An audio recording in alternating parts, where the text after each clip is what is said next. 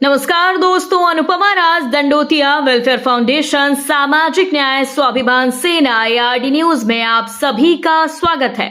दोस्तों, आज हम बात कर रहे हैं भारत के उस असम राज्य की जहां पर 9 अप्रैल जात पात धर्म भेदभाव की खाई बढ़ाने वाली बीजेपी कांग्रेस के खिलाफ मतदान होने वाला है और 4 मई को परिणाम घोषित हो जाएंगे।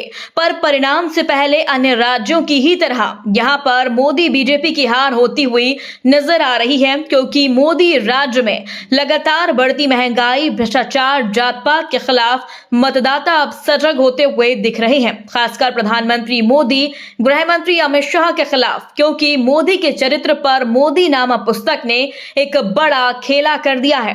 तो अनुपमा राज दंडोतिया वेलफेयर फाउंडेशन सामाजिक न्याय स्वाभिमान सेना परिवार द्वारा सोशल मीडिया के साथ चुनावी राज्यों में जारी UGC SC/ST के साथ 78 वर्षों से SC/ST OBC अल्पसंख्यक समाज के जातीय आरक्षण को लूट रहे नेताओं, भूमाफियाओं, राजनेताओं के खिलाफ प्रचार, वोट न देने की अपील, जागरूकता पहल का असर आगामी 9 अप्रैल मतदान पर होता हुआ दिख रहा है।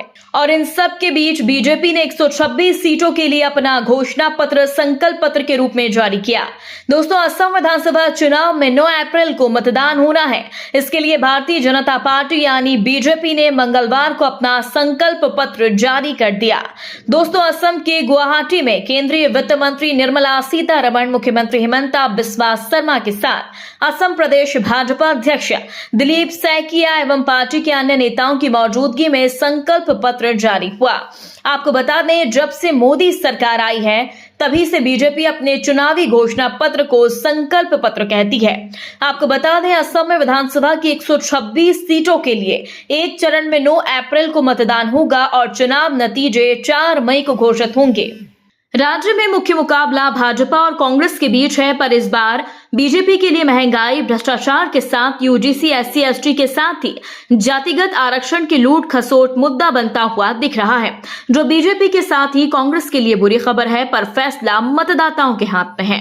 दोस्तों, बीजेपी की ओर से चुनावी संकल्प पत्र जारी करने के बाद मोदी की वित्त मंत्री निर्मला सीतारमण ने कहा कि ये घोषणा पत्र 1 दशक तक लोगों की सेवा करने के बाद तैयार हुआ, क्योंकि राज्य कई मायनों में पूरी तरह से बदल चुका है।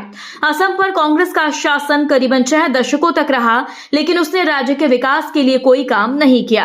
आपको बता दें, असम में चुनावी पारा काफी गर्म हो चुका है। राज्य में मतदान और नई सरकार गठन को लेकर उल्टी गिनती शुरू हो चुकी है।